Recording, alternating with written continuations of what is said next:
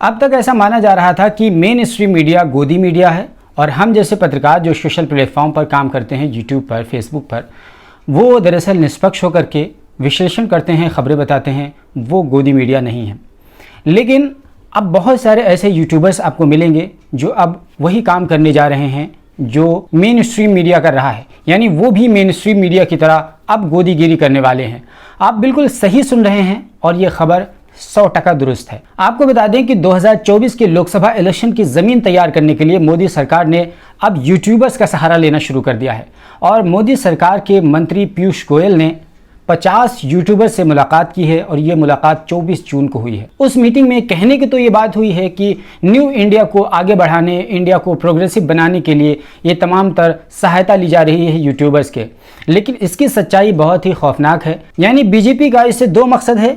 एक तो यह है कि उन पत्रकारों को बहुत आसानी के साथ आइडेंटिफाई करना जो सरकार से कन्फ्रंट करते थे, उनसे कठिन सवाल करते थे, उनकी तमाम तरह की डिस्ट्रक्टिव नीतियों को उजागर करते थे, पर्दाफाश करते थे, उन पत्रकारों को चिन्हित करना, और दूसरा उन पत्रकारों को अपने फेवर में लाना जो सरकार के लिए काम करने के लिए तैयार हैं, या कम से कम उन पत्रकारों की या उन सोशल मीडिया इन्फ्लुएंसर्स की उस जैसी मानसिकता है जैसी कि बीजेपी और उसकी विचारधारा के लोग सोचते हैं। इसके लिए बीजेपी ने महाजनसंपर्क अभियान के अंतर्गत एक फॉर्म बांटा है और उस फॉर्म को सांसदों को दिया गया है। उन सांसदों से ये अपेक्षा की गई है कि वो अपने क्षेत्र के तमाम सोशल मीडिया इन्फ्लुएंसर्स के बारे में लिस्ट भेजें और ये बताएं कि कौन अच्छा लिखता है, कौन खराब लिखता है, किसकी कितनी रीच है, कितने सब्सक्राइबर कितने हैं, कौन सरकार के फेवर में है, कौन सरकार की क्रिटिसाइज करता है। वो तमाम तरह की डिटेल्स सरकार तक पहुंचाएं। ये सरकार चाह रही है अपने सांसदों के माध्यम से।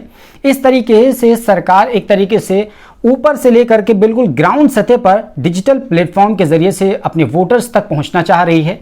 और इसके लिए सरकार ने कुछ दिनों पहले माईगव ने एक टेंडर निकाला था जिसमें एक एजेंसी नियुक्त होनी थी जो सोशल मीडिया और यूट्यूब के बड़े बड़े इन्फ्लुएंसर्स को माईगव से जोड़े। इस तरह मोदी सरकार ने मेन स्ट्रीम मीडिया से इतर सोशल मीडिया के इन्फ्लुएंसर्स को अपने फेवर में काम करने के लिए आमादा करने की शुरुआत कर दी है।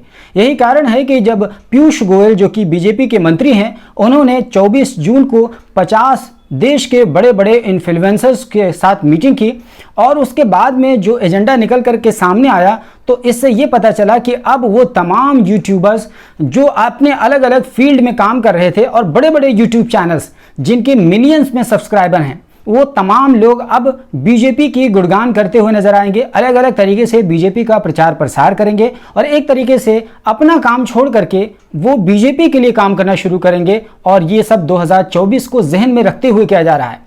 उन बड़े बड़े चैनलों में अगर मैं नाम लूँ तो विवेक बिंद्रा जी का नाम है, टेक्निकल गुरु जी का नाम है, MBA चाय वाला, इस जैसे बड़े बड़े सोशल इन्फ्लुएंसर्स जो कि न्यूज़ से संबंधित नहीं है, अलग अलग फील्ड में, कोई टेक की फील्ड में है, कोई अपना मोटिवेशनल स्पीकर है, कोई और दूसरे फील्ड में है, लेकिन कोई न्यूज़ के फील्ड में नहीं है, लेकिन इनको सरकार जोड़ रही क्योंकि सरकार को आइडिया है कि इनकी रीच सोशल स्तर पर बहुत ज़्यादा है। इसी वजह से जब इनको टारगेट करेंगे और इनके माध्यम से हम लोगों तक पहुँचेंगे तो शायद बहुत आसानी के साथ बहुत सॉफ्टली पहुँच पाएंगे।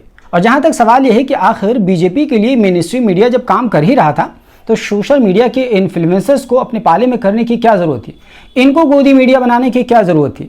तो बात बहुत सिंपल है कि सोशल मीडिया इन्फ्लुएंसर्स जितने हैं उनकी रीच बहुत ज़्यादा है rather than main stream media की, क्योंकि मेन स्ट्रीम मीडिया के बारे में ये बात बहुत अच्छी तरीके से पता हो गई है कि अब इनकी बहुत ज़्यादा रीच बची नहीं है। हाँ, अगर इनकी भी रीच कुछ बची हुई है तो इनके भी सोशल प्लेटफॉर्म्स हैं, उन्हीं से बची हुई है। वरना आप देखिए कि कितने ऐसे लोग होंगे जो टीवी चैनल्स देखते होंगे। आप ही में से अगर मैं आपसे सवाल करूं कि आपने कितने दिन पहले टीवी पर न्यूज़ देखा होगा तो शायद आप सोचने पर मजबूर हो जाएंगे, या कितने लोग कहेंगे तो मैंने सालों तक नहीं देखा। और अगर मैं कहूं कि आपने यूट्यूब या फेसबुक के माध्यम से कब न्यूज़ देखा तो आप कहेंगे अभी देखा, कल देखा, परसों देखा, यानी आप ज़रूर कुछ ना कुछ बता पाएंगे। तो इससे पता ये चलता है कि सोशल प्लेटफॉर्म बहुत ज़्यादा एक्टिवली काम कर रहे हैं rather than main stream media के। तो मेन स्ट्रीम मीडिया से जब काम लेना था बीजेपी की सरकार को तब उसने ले लिया 2014-2019 में, लेकिन अब बीजेपी की सरकार को महसूस हो गया कि शायद अब इनका बहुत ज़्यादा रिलेवेंस बचा नहीं है, तो इसी वजह से अब इसको शिफ्ट किया जाए और समय के साथ चला जाए। और समय का तकाजा यह है कि सोशल मीडिया के इन्फ्लुएंसर्स बहुत ज़्यादा इन्फ्लुएंस रखते हैं समाज में और बहुत बड़ी रीच है इनकी। तो यही कारण है कि सोशल मीडिया के 50 बड़े बड़े धुरंधरों से फिलहाल मीटिंग हुई है और उन मीटिंग में एक सॉफ्ट देश की तरक्की का बहाना लगा करके उनके साथ कोलैबोरेट करने की बात कही गई है। और जैसा कि मैंने बताया कि सरकार एजेंसी नियुक्त करेगी और वो माईगव के साथ कोलैबोरेट करेगी और इस तरीके से सोशल इन्फ्लुएंसर्स तक पहुंचेगी। तो एक तरीके से 2024 के लिए ये अपना गोल सेट करने की तैयारी है, क्योंकि जिस तरीके से पटना में करीब करीब 15 से 16 विपक्षी बड़ी बड़ी पार्टियों ने एक साथ मिल करके बैठ करके एजेंडा तैयार किया है और सरकार के सामने चुनौती खड़ी कर दी है कि बीजेपी के सामने साझा संयुक्त एक उम्मीदवार खड़ा होगा, उससे बीजेपी की नींद हराम हो गई है। तो बीजेपी अब इसको काउंटर करने के लिए अलग अलग तरीके से सोचने की कोशिश कर रही है और शुरुआत कर रही है, क्योंकि दोस्तों मामूली सी समझ रखने वाला इंसान भी आज के ज़माने में जानता है कि सोशल मीडिया कितना पावरफुल बनता जा रहा है।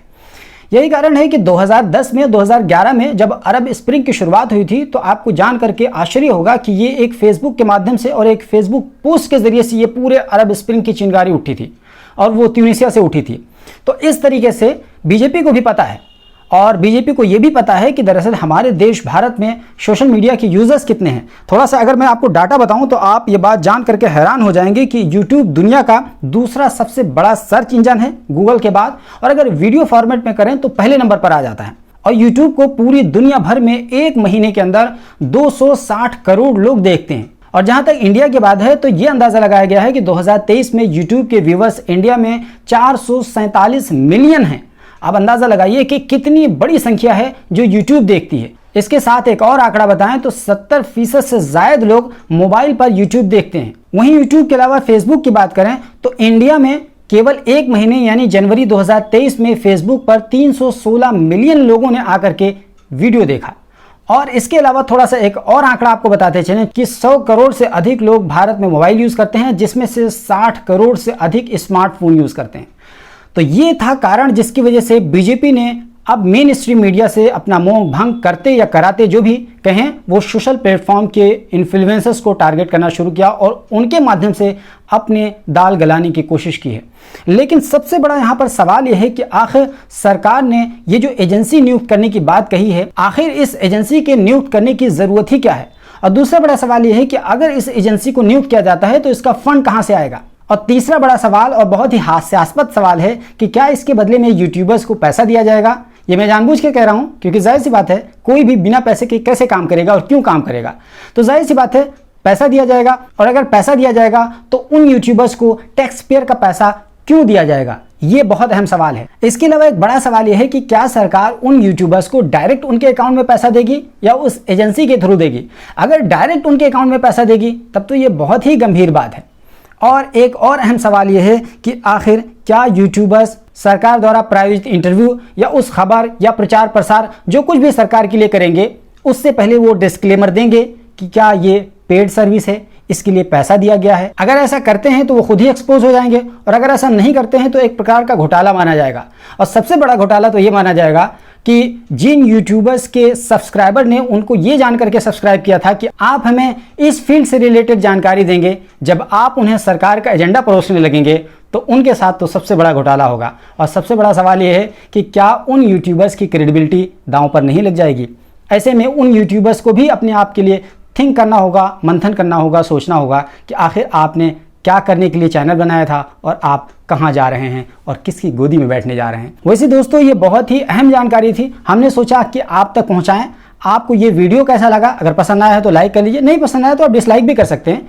और हमारे चैनल पर पहली बार आए हैं तो सब्सक्राइब कर लीजिए। दोस्तों सब्सक्राइब कर लीजिए, सब्सक्राइब करने में आपको कुछ नहीं जाता है। आप यकीन करके चलिए कि जो कुछ भी हम बताते हैं आपको 16 आना सच बताते हैं, उसमें किसी तरह की कोई मिक्सिंग और मिलावट नहीं होती।